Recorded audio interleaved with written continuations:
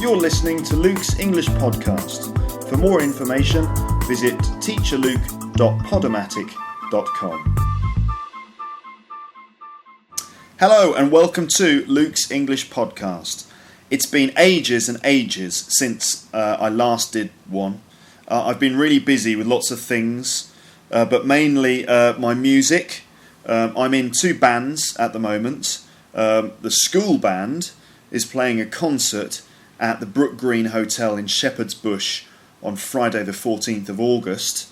And my cousin's band, who are called Nietzsche, are playing at the Big Chill Festival this Saturday. I'm playing drums in both bands. So I've been busy practicing with those bands. Also, I've been teaching general English summer courses at my school. They're usually very busy because we have lots of students in the school and the teachers have to write their own material. We don't use books every day. So I've been using all my energy on music and work. Anyway, now I have some time to do a podcast. So hello to everyone who has sent me a message. I don't have time to name you all. The podcast is becoming more and more popular. I'm getting messages via email, Twitter, and my comments box on the webpage. If you're listening on iTunes, go to my site, which is http://teacherluke.podomatic.com. So if you go to my site, you can read a transcript of everything in this podcast. I'm being very generous today, and I'm providing a whole transcript. Don't forget, if you are a Russian businessman or perhaps a Saudi oil sheikh, you can send me money as a donation. About £2 million would be nice. That should help me make a few more podcasts before I retire to the Caribbean. Actually, I have made absolutely no money from this podcast, and at the moment, I'm doing it just for the love. Now, there is useful stuff in this podcast. In today's podcast, you're going to learn about exactly how and why we use passive forms, some pronunciation of these passive forms. There will be real examples. The grammar will be carefully explained. I'll provide pronunciation drills, sentences in British English for you to copy and help your accurate speaking. So that's basically it.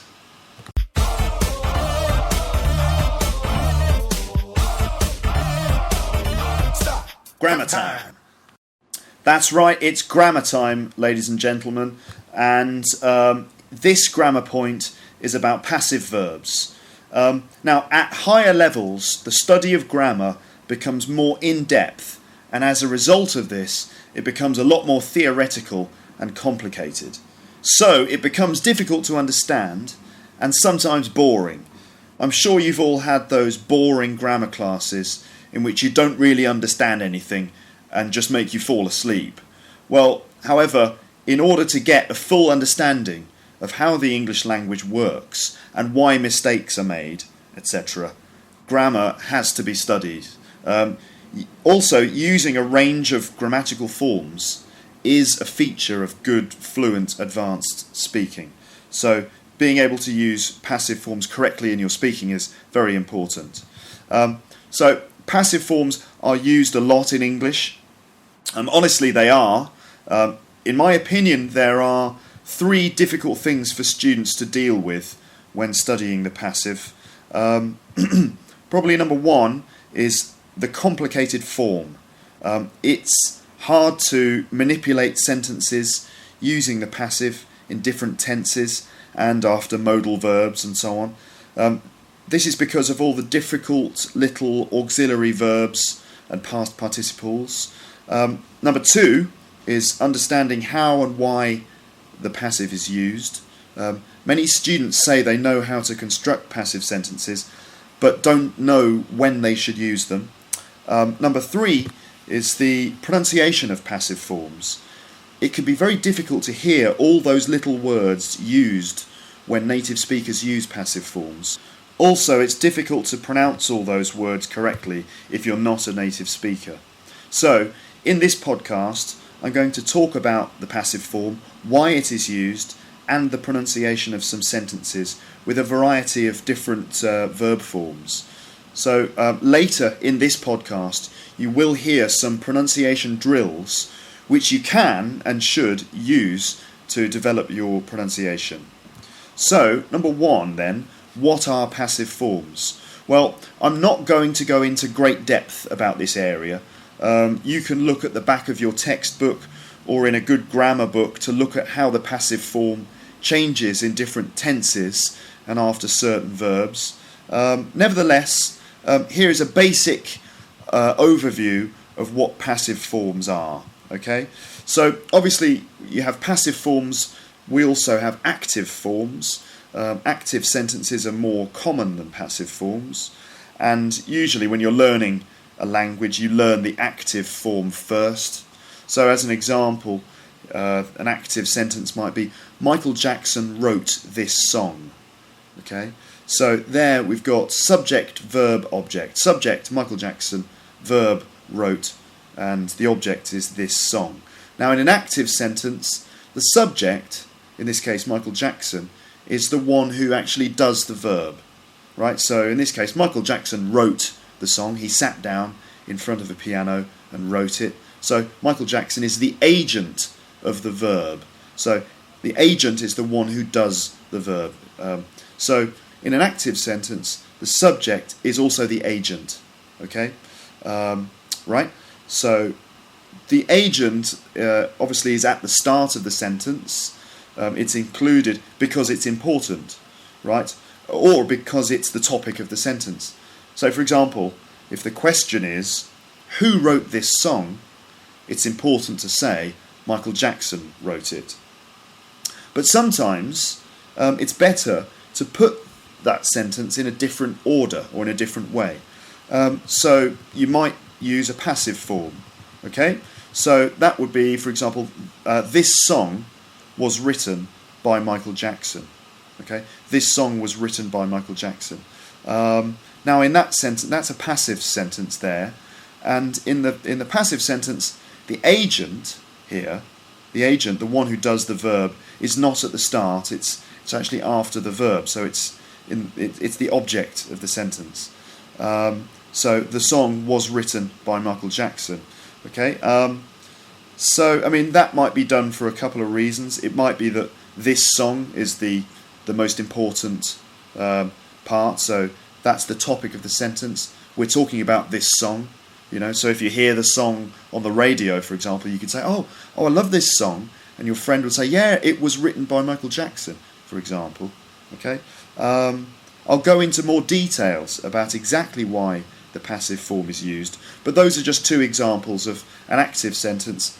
Michael Jackson wrote this song, and a passive sentence. This song was written by Michael Jackson. Of course, in a passive sentences, you always have to have the auxiliary verb be and a past participle. In this case, because it's a past simple sentence, the auxiliary verb is was. So this song was written by Michael Jackson.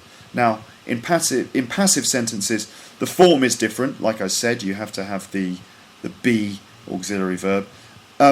In many cases, the agent is not included in the sentence at all. Okay, so if you take the example, let's see, the letter was posted. The letter was posted. In that case, perhaps it's just not important to say who posted it. The important thing is that the letter went to the post office, right? So the letter was posted. So in that case, the agent, the one who did it, is not included in the sentence. So, but if the agent is included, then you usually use a preposition like by. And that, for example, this song was written by Michael Jackson. Okay? All right. So essentially, though, it's a be auxiliary verb and then a past participle. Okay. Now, point 2, why is the passive used? Well, it's sometimes thought that passives are not necessary. Some students that I meet say that they don't think native speakers even use them, and that teachers teach them just because they have to. Some students just don't use passive forms in their sentences, which is one of the reasons why they don't go beyond an intermediate level. One thing I can say for sure is that when teachers teach grammar forms, they do it because they're essential for the improvement of your English. Don't forget, of course, advanced speakers use a variety of grammatical forms and vocabulary. So, of course, passive forms are very, very useful, very common, and very important for your English. Now, passive forms are used a lot and they are useful, but why and how? Well, I'm going to give you a list of reasons why the passive is used here. Okay, so one reason is the agent is unknown. So the person or the thing that did the verb is not known. We just don't know who did it. So, for example, you could say, what happened to the pizza? It was eaten. By who? We don't know. Okay? Or what happened to the letter? It was posted. Maybe we just don't know who posted it, but the fact is it was posted. Secondly, the agent maybe is just not important. Just like the letter example. You could say, the letter was posted. I don't care who did it, I'm just glad that it was posted. Okay. Another example about the pizza might be, I don't care who did it, I'm just angry that my pizza was eaten. I was going to eat it later. Okay. So in that case, it's not important who did it. And another reason is that the agent, or the one who does the verb, is obvious. Okay. So for example, if you said the bank robber was arrested, the bank robber was arrested. Obviously, it was the police who arrested him, because they usually do that. So in that case, we don't need to say that it was the police because it's obvious. In some cases, the process or the action of the verb is more important than the agent. Okay, so often it might just be the action of the verb is more important than actually who did it. So, for example, you could say, I'm just annoyed that my pizza has been eaten already. I didn't even get a chance to have any. So there, the most important thing is that the pizza was eaten, but not who actually did it. Okay, right. So let me give you some actual real examples. Okay, so now listen to this BBC News story about Michael Jackson's death. Okay, now this text contains 10 passive forms. Many of those passive forms are used in different tenses as well. Okay, but focus on the 10 passive forms. Can you find them? Okay. Now, before you listen, just before you listen to the news report, let me explain some of the words which you will hear. Okay. Now, the first word is paramedics. Paramedics. Now, paramedics are just basically doctors who drive ambulances. So if there's an emergency, the paramedics arrive in ambulances. So they're like doctors who drive ambulances, basically. The next word is Beverly Hills. Beverly Hills. Now, I expect everyone knows Beverly Hills. It's an area in California where lots of famous people live. The next bit of vocabulary is to suffer a cardiac arrest. To suffer a cardiac arrest. A cardiac arrest is a heart attack. It's when your heart has a problem and stops beating. It's horrible. And the verb is to suffer a cardiac arrest. And it means to have a heart attack. Okay. Next one is to be due to do something. To be due to do something. If something is due to happen, then it means it has been arranged to happen, or it's going to happen because it is planned. Okay, that's to be due to do something. So, like Michael Jackson was due to perform a concert in London. Okay, he was going to do it. It was planned. The next vocabulary is to resuscitate someone. To resuscitate someone. This means to bring someone to life using maybe electricity or breathing or pumping the chest. So when someone is unconscious because they're dying, doctors try to resuscitate them to bring them back to life. The next bit of vocabulary is a post-mortem. A post-mortem. And this is a medical examination of a body after someone has died. It's also called an autopsy or a post-mortem. Okay? So here is the BBC News story about Michael Jackson. I'm going to read it to you. There are 10 passive forms. Can you find them? Here we go. Pop star Michael Jackson has died in Los Angeles, aged 50. Paramedics were called to the singer's Beverly Hills home at about midday on Thursday after he stopped breathing. He was pronounced dead 2 hours later at the UCLA Medical Center. Jackson, who had a history of health problems, had been due to perform a series of comeback concerts in the UK beginning on the 13th of July. He is believed to have suffered a cardiac arrest. Speaking on behalf of the Jackson family, Michael's brother Jermaine said doctors had tried to resuscitate the star for more than an hour without success. Jackson's body was flown from UCLA to the LA County Coroner's Office, where a post-mortem was carried out. The results have not yet been published. Concerns over Michael's health were raised last month when 4 of Jackson's planned comeback concerts were postponed, but organisers insisted the dates had been moved due to the difficulty of organising the show. Okay, so that is the BBC story. There are 10 passive forms in there, but what were they? Well, let me explain them to you now. The first example was paramedics were called to the singer's Beverly Hills home. So paramedics were called. That's a past simple passive sentence. Now, why is the passive used here? Well, the fact is, it's not important, or we just don't know who actually called the paramedics. That's not important. The fact is that paramedics were called to the singer's Beverly Hills home. We don't know who called them, and it's not important. The second example was, he was pronounced dead. He was pronounced dead. And now that's past simple passive. Why is it used? Well, it's obvious that doctors at the hospital pronounced him dead. We don't need to say who pronounced him dead, because obviously it was doctors who did it. Okay. Third example is, Jackson had been due to perform a series of comeback concerts. Now that's past perfect passive. He had been due to perform a series of comeback concerts. Why is it used? Well, actually, it's impossible to put this sentence into an active form. To be due to do something is just a fixed passive expression. So it doesn't really happen in the active form, really. The fourth example was, he is believed to have suffered a cardiac arrest. That's present simple passive.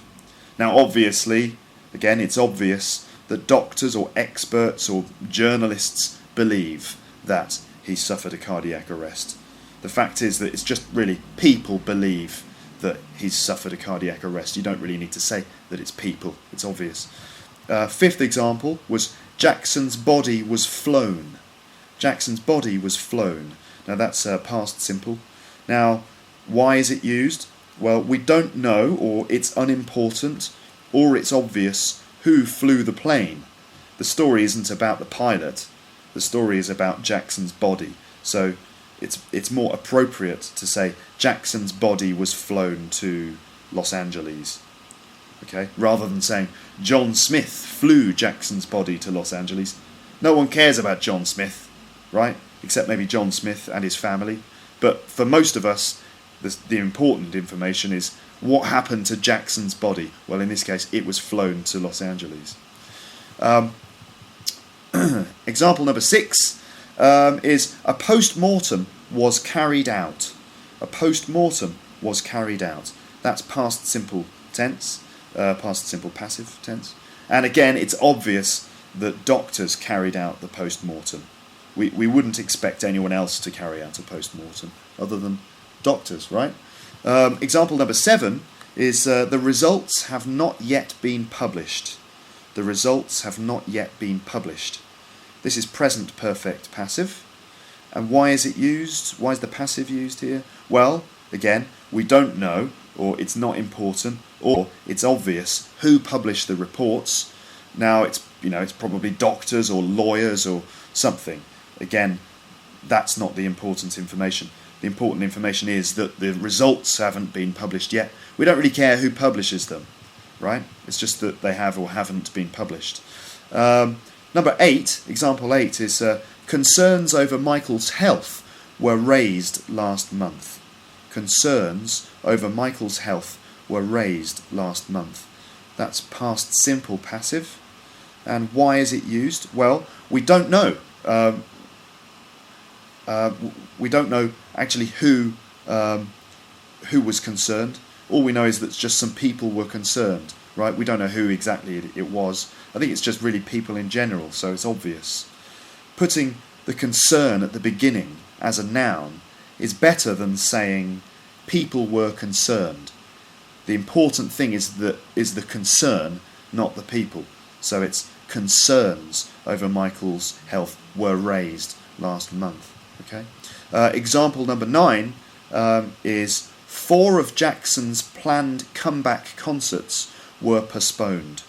4 of Jackson's planned comeback concerts were postponed. So it's were postponed is the passive bit. That's past simple passive. Why is it used? Well, obviously they were postponed by Jackson's managers and promoters, right? It's obvious who postponed them, and it's not really important. I think it's becoming quite clear why we use the passive form here, isn't it? And finally, example 10 was the dates had been moved.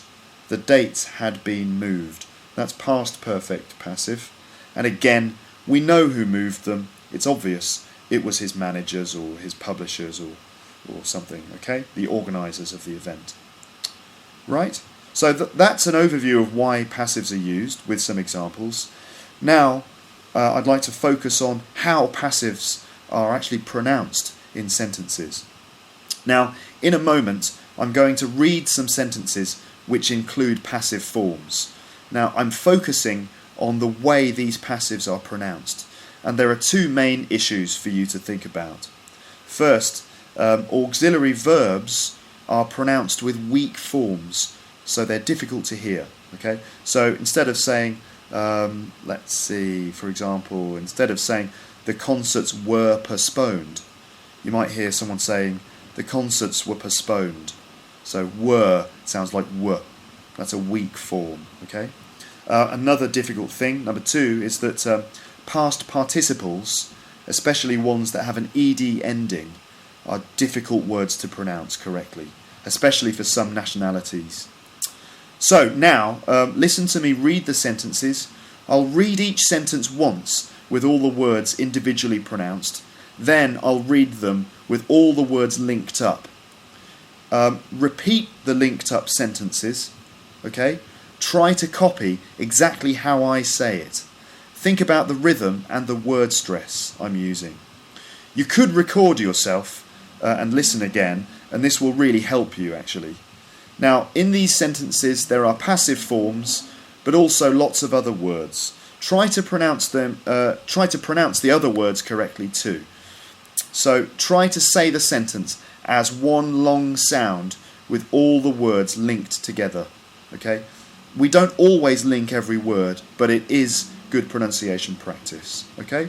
So remember, I'm going to read the sentences with the individual words and then read them as a linked sentence. Try to copy exactly how I say the linked sentence. Okay?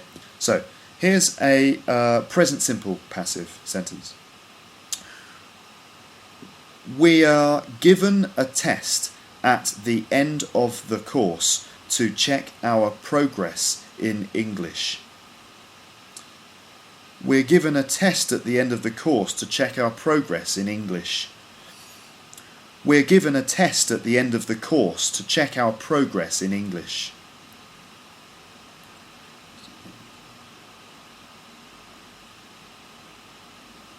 present continuous passive. We are always being encouraged by our teacher to read books in English. We're always being encouraged by our teacher to read books in English. We're always being... Sorry, I can't do it myself. We're always being encouraged by our teacher to read books in English. We're always being encouraged by our teacher to read books in English.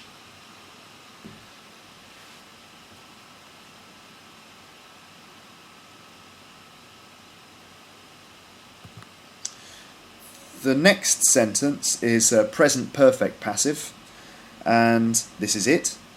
My podcast has been downloaded 120 times today already. My podcast has been downloaded 120 times today already. My podcast has been downloaded 120 times today already.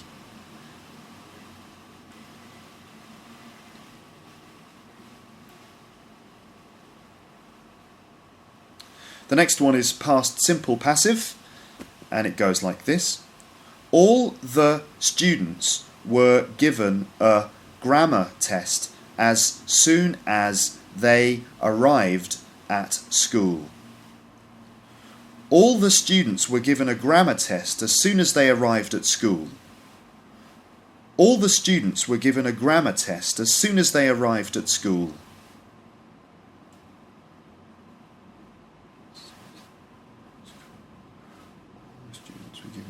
Test as soon as they arrived at school. The next one is past continuous passive. The students were being interviewed when I arrived at 10:15. The students were being interviewed when I arrived at 10:15. The students were being interviewed when I arrived at 10:15.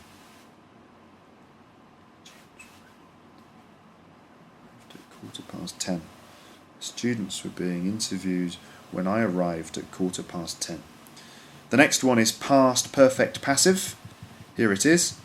Everyone had already been put in their classes except me. Everyone had already been put in their classes except me. Everyone had already been put in their classes except me. Everyone had already been put in their classes except me. Everyone had already been put in their classes except me. Obviously, I'm pausing at the after each sentence to give you a chance to repeat the sentences, okay? I hope you're repeating the sentences. Very good way to practice your pronunciation. The next one is a sentence with will in it. The podcast will be uploaded onto the iTunes store in the next few days. The podcast will be uploaded onto the iTunes store in the next few days. The podcast will be uploaded onto the iTunes store in the next few days. Podcast will be uploaded onto the iTunes store in the next few days. The podcast will be uploaded onto the iTunes store in the next few days. The next one is going to. Okay, so the new Harry Potter film is going to be released on Friday. The new Harry Potter film is going to be released on Friday. The new Harry Potter film is going to be released on Friday. The new Harry Potter film is going to be released on Friday. The new Harry Potter film is going to be released on Friday. So, you can now go back to those sentences, listen to them again, repeat them again and again. It's a very good way to develop your pronunciation. Try to copy my perfect British English accent. Okay? Imagine if you could actually speak like me all the time. Your English would be perfect, wouldn't it? Of course it would. So there you go, just a good way for you to practice your pronunciation. You can record your voice as well. If you've got some software like Audacity on your computer, you can put my podcast into it and then record yourself repeating those sentences and then listen back and compare them. Very good idea, I think. But that's it for this podcast on passive forms. I hope you found it useful and enjoyable and fun and interesting and all those other positive adjectives. That's it for now. Bye, bye, bye, bye, bye, bye. Thanks for listening to Luke's English podcast. Don't forget to email me at luketeacher@hotmail.com.